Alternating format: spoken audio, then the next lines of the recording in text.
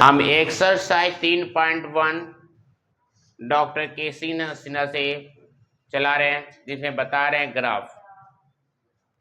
Graph में पहले graph के लिए हम आपको बताएंगे कि किस तरह ग्राफ में लाइन खींचा जाता है, इसकी हम चर्चा करेंगे। लेकिन कुछ क्वेश्चन ऐसे हैं जो है ना, मैं पहले ये 7 क्वेश्चन है क्या देखते हैं। कह रहा है कि समीकरण दिया हुआ है, इसकी जांच करना। क्वेश्चन क्या है 7 के 1 में, इसका समीकरण दिया हुआ है 4x - 3y + 24 = 0। ये क्वेश्चन पूछता है हल है या नहीं है। तो इसमें आप देख रहे होंगे चौथा के पहला में x का मान दिया हुआ है 0, तो यहाँ लिखना होगा x = 0 एवं y = 8 लेने पर, 8 लेने यही है। तो जहां x है 0, x को हटा देंगे 0 देंगे, तो यहाँ 4 हो गया और यहाँ गुना इंटू हो गया और x के जगह पर 0 बैठाएंगे। फिर माइनस का माइनस, 3 का 3 के बाद इंटू है इंटू, अब y को हटाकर 8 लिखेंगे और फिर प्लस 24 का 24 = 0 कर देंगे। तो अब यहाँ देखिए ये दोनों को मल्टीप्लाई करेंगे तो 0 होगा, माइनस का माइनस ये 24 होगा और ये प्लस 24 = 0। आप देख रहे हैं ये दोनों प्लस माइनस में है, तो ये घट यानी 24 में 24 घट जाएगा तो क्या हो जाएगा 0, तो 0 = 0। यानी देख रहे हैं कि लेफ्ट और राइट क्या हो गए, इक्वल हो गए, इसलिए यहाँ लिखना हल है। ये क्वेश्चन ऑब्जेक्टिव में रहेगा, एकदम पक्का ऑब्जेक्टिव में रहेगा। ये क्वेश्चन दिया रहेगा और ये लिखा रहेगा, कहेगा हल है या नहीं है, या निम्नलिखित में किसका हल है, माने इस टाइप पर क्वेश्चन दिया रहेगा। ठीक है, चलिए इसी टाइप पर एक और क्वेश्चन देख लेते हैं। सेकेंड क्वेश्चन देख लेते हैं। ये 4x है - 3y = 24 + 24 = 0। ये आपका समीकरण ही दिया हुआ है। समीकरण पहला क्वेश्चन के लिए यही समीकरण है और दूसरा क्वेश्चन के लिए यही समीकरण है। लेकिन पहला क्वेश्चन के लिए x और y का मान अलग है और इस दूसरा समीकरण के लिए x और y का मान अलग है। देखिए इसका x का मान दिया हुआ है -6 है ना, -6 एवं y का मान कितने दिया हुआ, y = 0 लेने पर, 0 लेने पर आप समझ गए होंगे कि ये है। तो यहाँ पर देख रहे हैं 4 का 4 होगा और यहाँ पर इंटू है तो इंटू -6, क्लियर है। उसके बाद माइनस का माइनस, 3 का 3 और 3 के साथ क्या ऐड करेंगे 0, हो गया, क्लियर है। फिर प्लस का प्लस 24 = 0। तो यहाँ देख रहे हैं दोनों घटेगा, यानी दोनों को मल्टीप्लाई करेंगे तो ये माइनस है, ये प्लस है, तो प्लस को माइनस मतलब -24 होगा। फिर -3 को 0 से करेंगे 0 होगा, अब प्लस 24 = 0। अब इसमें देखिए प्लस कौन है, ये प्लस और ये क्या है माइनस, तो ये दोनों घटेगा तो 0 आएगा। देखो दोनों लेफ्ट राइट बराबर है, इसलिए फिर होगा हल है। अगर नहीं बराबर होता है, अगर ये लेफ्ट में अलग और राइट में अलग आता तो लिखना हल नहीं है, हल नहीं है। इसी तरह फिर हम एक 5 क्वेश्चन इसी का एक और ले लेते हैं। 4x - 3y + 24 = 0। तो यहाँ पर देख रहे हैं x का मान कितना दिया हुआ, x का मान 1, यहाँ लिखना हो x = 1 एवं y = -2 लेने पर। चलिए ध्यान दीजिएगा, तो जहां पर x है वहां 1 डाल दीजिए, ठीक है, इंटू में माइनस का माइनस, 3 का 3, यहाँ इंटू है तो यहाँ इंटू लिख दीजिए और y के जगह पर -2 कर दीजिए और प्लस 24 = कितना 0। तो देखिए ये दोनों को मल्टीप्लाई करेंगे तो 4 होगा और ये दोनों को मल्टीप्लाई करेंगे तो माइनस माइनस क्या हो जाएगा +6 और प्लस 24 = कितना 0। तो इसमें देखिए टोटल प्लस है 6 × 4 = 10 और 10 और 5 = 24, कितना हो जाएगा 34।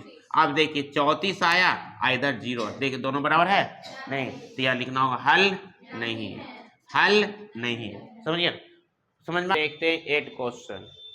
अब आपका 7 के बाद 8वां नंबर का क्वेश्चन है। 8वां में क्या कर रहा है, जांच करें कि निम्नलिखित बिंदुओं में कौन रैखिक समीकरण 5x - 3y + 30 = 0 के आलेख पर कोई दिक्कत? तो आलेख पर है, तो यहाँ पर पहला क्वेश्चन दिया हुआ है इतना, तो ये जो a इतना दिया हुआ, तो ये जो देख रहे हैं, ये पहला जो देख रहे हैं -6, ये x का वैल्यूड है। क्या चीज का वैल्यूड है? x का। और ये जो सेकंड देख रहे हैं, ये सेकंड, ये y का वैल्यूड है। और x और y का वैल्यू जो दिया हुआ, वैल्यू दिया हुआ है, x का वैल्यू दिया हुआ है -6 और y का वैल्यू जो 0 दिया हुआ है। इस रैखिक समीकरण सजाइए। अगर रैखिक समीकरण पर सजाने पर लेफ्ट राइट बराबर होता है, तो आपका ये, आपका कहने का ये आपका आलेख पर होगा, नहीं तो आलेख पर नहीं होगा। तो देखिए चेक कर रहे हैं, यहाँ पर देखिए 5x - 3y + 30 = 0। तो इस पर हम x और y को बैठाएंगे। अगर लेफ्ट और राइट इक्वल हो गया तो यह आलेख पर है, नहीं तो आलेख पर नहीं है। तो देखिए यहाँ लिखना होगा x इक्वल कितना होगा, -6 एवं y इक्वल 0 लेने तो चलिए आप स्टार्ट कीजिए। 5 का 5 लिखिए इंटू -6 कीजिए, हो गया माइनस का माइनस, 3 का 3 कीजिए और y के जगह पर 0 लिखिए, हो गया। अब +30 = 0। तो ये दोनों गुना करेंगे तो -30 होगा, -30 और माइनस का माइनस, ये दोनों को गुना करेंगे तो 0 होगा। क्या होगा? 0। अब +30 = 0, 30 = 0। अब देख रहे हैं ये माइनस में क्या, प्लस में, तो दो घटेगा तो 0 होगा ना। तो यहाँ भी 0 और इधर भी 0। तो यानी कह रहा है क्या चीज, जांच करिए निम्नलिखित बिंदुओं में कौन सा रैखिक समीकरण आलेख पर है। तो आलेख पर है, क्योंकि लेफ्ट और राइट क्या हो गया, बराबर हो गया। यहाँ लिखना आलेख पर है, आलेख पर।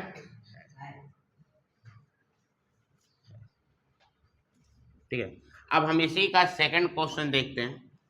सेकंड क्वेश्चन में अब आपको देखते हैं क्या है। सेकंड क्वेश्चन में आपको दिया हुआ बी, यहाँ पर दिया हुआ 0 10। तो यहाँ पर देखिए ये जो दिया हुआ वैलिड x का वैलिड है और ये जो वैलिड है y का वैलिड है। ठीक है, चलिए वैलिड बनाते हैं। तो यहाँ पर समीकरण क्या दिया हुआ, 5x - 3y + 30 = 0।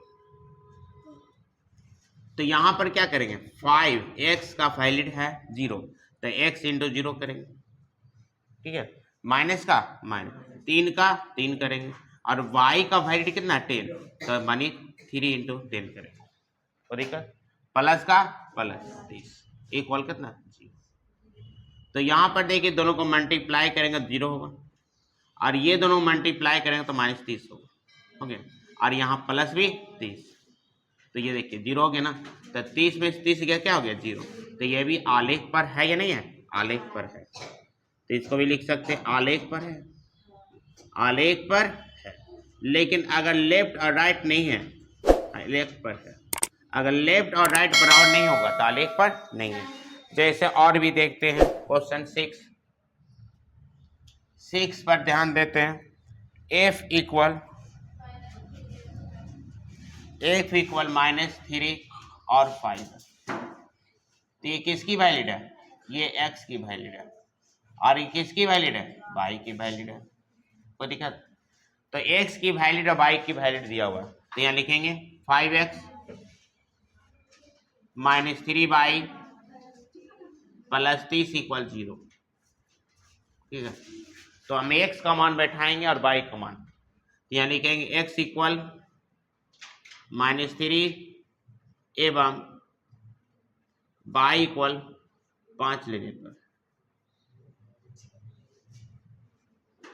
चलिए स्टार्ट करते हैं। तो 5 हो गया, 5 × x है तो 5 × -3 होगा, माइनस का माइनस, 3 का 3 होगा इंटू बाई का मान कितना होगा 5 और प्लस 30 इक्वल कितना 0। तो ये हो गया -15 होगा ना, और ये भी -15 ना होगा, ना होगा, और ये क्या होगा +30 इक्वल कितना 0। तो यहाँ देखिए दोनों बराबर हो गए ना, तो -15 -15 -30 और प्लस कितना है 30, तो कितना हो गया 30 में 30 घटेगा ना, ये माइनस है ये प्लस 0, तो ये भी आलेख पर है, आलेख पर, तो आप समझ गए होंगे आलेख पर है। अगर नहीं लेफ्ट राइट बराबर होगा तो लिखना होगा आलेख पर नहीं, अगर लेफ्ट राइट नहीं बराबर रहेगा तो आलेख पर नहीं। ध्यान दीजिए, आगे देखते हैं, ये फॉर्मूला है जिसकी शर्त ये है, शर्त a1/a2 नॉट इक्वल b1/d2 रहेगी, तो इसकी हलों की संख्या केवल एक हल होगी और इसका अद्वितीय हल होगा। दो नाम है, a1/a2 इक्वल b1/b2 का दो नाम है, एक केवल एक हल और एक अद्वितीय हल। दूसरा होता है युग्म का नाम अविरोधी या संगत होगी, और तीसरा ग्राफी निरूपण होगा तो प्रतिच्छेद करती हुई रेखाएं आएगी। प्रतिच्छेद करती हुई रेखाएं मतलब एक रेखा दूसरे रेखा को एक दूसरे से काट देगी, इसी को कहते हैं प्रतिच्छेद करती हुई रेखा। और जो अद्वितीय हल होगा उसी का ग्राफ ज्ञात होगा, ठीक है, जिसकी चर्चा हम आगे करेंगे। a1 कहाँ है b1 कहाँ है इसकी आगे बताएंगे, लेकिन आगे देख लेते हैं। a1/a2 नॉट इक्वल b1, यानी a1/a2 equal b1/b2 equal c1/c2 रहेगा, तो उसका होगा अनगिनत हल। कौन सा हल? और इसका होगा अनंत हल, ठीक है, क्या होगा अनंत हल या अनगिनत हल। और इसका आश्रित होगा और ये इसकी ग्राफ जो बनेगी संपाती रेखाएं होंगी। पहले जान लीजिए, इससे रिलेटेड आपका क्वेश्चन है, ऑब्जेक्टिव में डालेगा, ठीक है। अब यह देखिए a1/a2 equal b1/b2 equal not equal c1/c2 आएगा, तो कोई हल नहीं है, कोई हल नहीं है, कोई हल नहीं है, और ये आपका विरोधी होगा या तो असंगत होगा, और ये समांतर रेखाएं। हम आपको क्लियर करना चाहते हैं a1 b1 c1 क्या होती है। तो देखिए कोई भी समीकरण ले लेते, देखिए 5x - 3y equal 6, 3x + 7y equal 9, तो इसमें ये समीकरण फर्स्ट है और ये समीकरण है। समीकरण 1 से x का मान, x वाला समीकरण 1 में जो x आएगा उससे रिलेटेड जो अचर होगा ना, अचर, वो a1 का मान होगा। कैसे का मान होगा? a1। और समीकरण 1 में जिसमें y चर रहेगा, क्या रहेगा? y चर रहेगा, वो आपको b1 का मान होगा। तो b1 का मान लिखना होगा -3 और a1 का मान लिखना होगा 5, और जिसमें कोई चर नहीं रहेगा इक्वल के बाद, वो c1 का मान होगा। c1 का मान हो गया 6। इसी तरह देखिए ये आपका 3 है, ये क्या है 3 ना है, यानी a2 का मान आपका हो जाएगा 3 और b2 का मान हो जाएगा आपका 7, c1 + 7 और c2 का मान हो जाएगा आपका 9। लेकिन ये बात याद रखना कि समीकरण 1 में पहले x जिसमें रहेगा उसी से a1 मान होगा, और समीकरण 1 में जिसमें y रहेगा उससे b1 का मान होगा, और जिसमें संख्या नहीं रहेगा, माने कोई भी लेटर नहीं रहेगा, कोई भी चर नहीं रहेगा, उससे c से मान होगा। और समीकरण 2 में याद रखिएगा, समीकरण 2 में याद रखिएगा कि जिसमें x रहेगा उसका चर a2 का मान होगा, और समीकरण 2 में जिसमें y रहेगा वो उससे b2 का मान होगा। अगर समीकरण 2 में जिसमें कोई चर नहीं रहे c2, लेकिन एक चीज और ध्यान देना है कि अगर 5x रहेगा -3y रहेगा इक्वल -6 रहेगा, ठीक है, और यहाँ पर 3y रहेगा और यहाँ -7x रहेगा और इक्वल नहीं, इक्वल यानी इक्वल नहीं, -7 इक्वल 0 रहेगा, तो इस समीकरण को पहले सरिया लेना, तो जाकर a1 b1 फैसला करना। देखिए पहले ये तो समीकरण बिल्कुल सही है, पहले x लिखा फिर y लिखा फिर इक्वल के बाद संख्या लिखा, लेकिन ये समीकरण थोड़ा सा आगे पीछे कर दिया, देखना आगे पीछे किया, तो इसको सुधार लेंगे। पहले क्या लिखेंगे? 5x लिखेंगे, -3y लिखेंगे इक्वल -6 करेंगे, अब यहाँ देखिए पहले बाई लिख दिया, ये रॉन्ग है। पहले क्या आना चाहिए 7x ना, तो 7x अपने घर में कि दूसरे घर में? देखो इक्वल के पहले 7 है और इक्वल के पहले हम 7 लिख रहे हैं, तो इसका साइन वही रहेगा -7x। फिर ये क्या प्लस बाई ना है, तो ये +3 बाई लिखाएगा। और यहाँ देखिए इक्वल के बाद ये संख्या थी, ये भी इक्वल के बाद होना चाहिए। अब ये क्लियर हो गया होगा, ये माइनस है तो इधर जाएगा तो प्लस हो जाएगा। आप समझ गए, एक्स के नीचे एक्स, बाई के नीचे बाई और संख्या के नीचे संख्या। अब देखिए ये समीकरण फर्स्ट है, क्या है समीकरण फर्स्ट, और ये समीकरण क्या है सेकंड है। तो ये आपको a1 का मान ले लेगा 5 ले रहे हैं। अब b1 का मान देख लीजिए -3 होगा और c1 का मान हो जाएगा -6, ठीक है। उसी तरह ये क्या होगा a2 का मान लेगा, क्या का मान लेगा a2 का मान लेगा -7, b2 का मान लेगा कितना +3 और c2 का मान लेगा 7, ठीक है। c2 का मान कितना लेगा 7। इस ऐसे बनेगा, इसकी बात हम कर रहे हैं। तो कोई भी ग्राफ पेपर लेना है, ठीक है, ग्राफ पेपर में पहले सबसे पहले लाइन खींचना होगा मोटे लाइन पे, जहां मोटा लाइन है वहां पर आपको लाइन खींचना होगा। तो लाइन खींचने के लिए मोटे लाइन पर पहले इस तरह हम लाइन खींचेंगे, लेकिन याद रखिए लाइन खींचने के समय याद रखना कि इधर जो पतला लाइन है इधर पतला लाइन उसको टच ना करे। मानिए ग्रीन जो मोटा लाइन है, ग्रीन या रेड दोनों में से कोई मिलेगा, ग्रीन या रेड, मोटा लाइन को सिर्फ पेंसिल से क्या करना, इसे खींच देना पेंसिल और स्केल की सहायता से। फिर ये ऐसे खींचे, फिर इस तरह भी आपको खींचना, ठीक है। और खींचने के बाद ये दो लाइन खींचने के बाद आपको सबसे पहले इधर हम x लिखेंगे, इधर x लिखेंगे और इधर हम क्या लिखेंगे x डैश, x डैश होता है, ठीक है। x डैश इधर लिखेंगे बाई और ये बाई डैश, लेकिन याद रखना कि x जो लिख रहा है स्मॉल लेटर होना चाहिए और x डैश भी स्मॉल होना चाहिए, बाई जो होना चाहिए स्मॉल, बाई डैश भी स्मॉल, ठीक है। इसके बाद यहाँ पर जो रहेगा जहाँ एक दूसरे को काटेगा वहां पर 0, और ये कौन सा लाइन पर खींचना मोटा लाइन पर, कहाँ खींचना मोटा लाइन। अब यहाँ पर देखिए x का वैल्यू, इसमें 4 पोजीशन पकड़ा हुआ, ये 4 पोजीशन है, पहला ये, दूसरा ये, तीसरा ये, चौथा ये प्रथम पाद कहलाता है, ये द्वितीय पाद कहलाता है, ये तृतीय पाद कहलाता है, ये चतुर्थ पाद कहलाता है। ये कोऑर्डिनेट ज्योमेट्री में आपको पढ़ना है, ठीक है। तो कोऑर्डिनेट ज्योमेट्री को भी लेके चलते हैं। ये जो होता है x के लिए प्लस होता है, ये x के लिए क्या होता है, ये लाइन जो होता है x के लिए प्लस होता है। अब प्लस हम कहाँ लिखे, मोटा लाइन पर 1 लिख सकते हैं, मोटा लाइन पर 2 लिख सकते हैं, मोटा लाइन पर 3 लिख सकते हैं, मोटा लाइन पर 4 लिख सकते हैं, मोटा लाइन पर 5 लिख, मोटे लाइन पर लिखना, पतला लाइन पर टच नहीं करना, बिल्कुल पतला पर नहीं, जो सबसे मोटा दिखेगा उसी पर टच करना। मोटा लाइन पर 6 देंगे, मोटा लाइन पर 7। अगर आपको लगेगा कि दिक्कत हो रहा है, ग्राफ नहीं समझ रहा है, तो हम ग्राफ पेपर पर भी इसको डील करके दिखाएंगे। पहले हम इसे समझ लेते हैं, ग्राफ पेपर पर भी डील करेंगे, लेकिन ध्यान दें उसी तरह ये बाई के लिए, ये बाई के लिए प्लस होता है, ये बाई के लिए प्लस होता है, ये बाई के लिए प्लस होता है।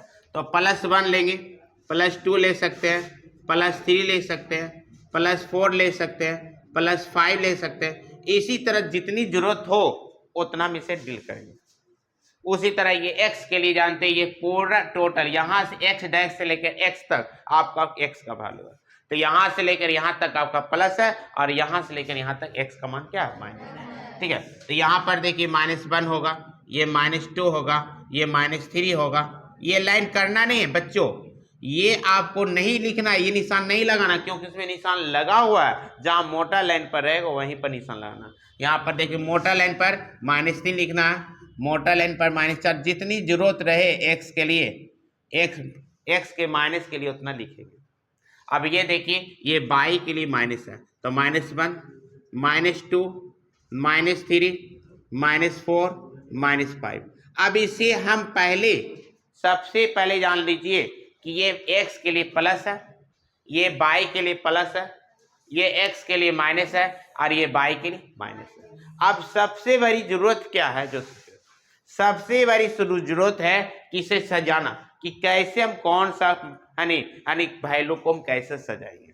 लेकिन याद रखना ये जो पाद होती है, ये पाद x और y के लिए दोनों प्लस होती है, यानी जिसमें x भी प्लस और y भी प्लस रहेगा तो इसमें आपको आएगा जैसे x एक देखिए 4 5 आएगा 4 5, तो देख रहे हैं x का मान भी प्लस में है और y का मान भी प्लस में, तो ये 4 5 इसमें सजेगा, इसमें ही आएगा। जैसे आपका देखिए x का मान 4 है और y का मान क्या 5 है, x का मान 4 है और y का मान 5 है, ठीक है। x का मान कितना 4 है, y का मान 5 है, तो इसी में आएगा। देखो x का मान पहले 4 है और y का मान 5 है, तो यहां से ये चलेगा और यहां से ये चलेगा, तो यहां आपको मिलेगा। ये लाइन आपका खींचा हुआ लाइन पर देख लीजिएगा, इस तरह आपका लाइन खींचा रहता है। देखिए बच्चों, इस तरह आपका लाइन खींचा रहता है ना, इस तरह आपका लाइन खींचा रहता है ना, इस तरह आपको जहां पर मिलेगा वहां आपको करना, तो यहां मिल रहा है तो यहां होगा, समझिए ना। इसी तरह आपको देख रहा है आपका 4 5 नहीं है, जो भी प्लस में आएगा इसी में जाएगा, इसे प्रथम पद में जाएगा।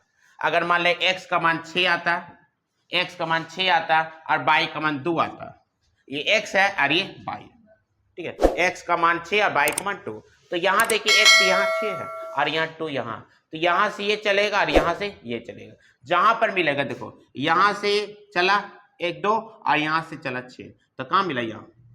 ये लाइन आपको खींचना नहीं है, उसमें खींचा रहता है, ये खींच के बता रहे हैं कि कहाँ मिलाना। अब तो क्लियर हो गया होगा कि प्लस वाला कैसे मिलाना। अब देखिए अगर स्टार्टिंग में अब तो जान गए ये दोनों के लिए प्लस, अब इसमें क्या है x के लिए माइनस होगा और y के लिए प्लस होगा। अगर x माइनस में आता है और y प्लस में होता है तो इस पाद में जाएगा, इस पाद में जाएगा। x के लिए माइनस और y के लिए प्लस आएगा तो इस पाद में जाएगा। जैसे अगर मान लीजिए -2 आता है और 4 आता है, ये x है और ये y है, तो देखिए x का -2 है और y का मान क्या 4 है, तो यहाँ से -2 चलेगा और यहाँ से 4 चलेगा, तो यहाँ से 2 चलेगा देखो और यहाँ से 4 चलेगा देखो, कहाँ मिलेगा यहाँ मिलेगा, ठीक है। तो आप समझ गए ना, समझ में आ रहा होगा ना। तो ये आपको कहने का, अगर मान ले इसी की जगह पर मान लिया जाए x का मान 6 आता है -6 आता है, या x का मान 5 ही ले लेते हैं और y का मान 4 ले लेते हैं, क्या ले लेते हैं 4, तो देखो x का मान है ना 5 और y का मान क्या है 4 है, तो इसी में जाएगा, यहाँ से ये चलेगा और यहाँ से ये चलेगा, तो जहां मिलेगा वहीं पर आपका स्टॉप होगा। तो 2 पॉइंट खत्म हो गए, तो ये माइनस प्लस होता है और ये क्या होता है प्लस प्लस। अब इसमें क्या होता है x का मान माइनस में रहता और y का मान भी माइनस में, दोनों माइनस रहेगा। जैसे यहाँ देखिए अगर x का मान -6 आ जाए या x का मान 3 आ जाए, अब y का मान कितना आ जाए 2, देखिए पहले जो लिखा रहेगा x से रहेगा, उसके बाद जो लिखा रहेगा y रहेगा। तो देखिए x का मान कितना है -3, देखो -3 होगा, ये -3 और y का मान कितना 2, तो यहाँ से ये चलेगा और यहाँ से ये चलेगा, तो दोनों कहाँ मिलेगा क्या, ठीक है। वो दिक्कत देख रहा है ना। उसी तरह अगर मान ले जाए यहाँ x का मान अगर मान ले -5 आता है और y का मान भी -5 आता है, दोनों 5 है, देखो x का मान -5 है और y का भी मान 5 है, ठीक है, तो इसी में आएगा, इसी में आएगा। तो देखो x का मान देखो ये मान चला, पहले x वाला लेना, ये x है, तो x यहाँ से देखो चला और यहाँ से ये क्या कर रहा y वाला 5 चला, तो दोनों कहाँ मिल रहा है यहाँ ना, तो ये निशान लगाना नहीं है, उसमें निशान लगा रहता है, तो यहाँ मिलेगा।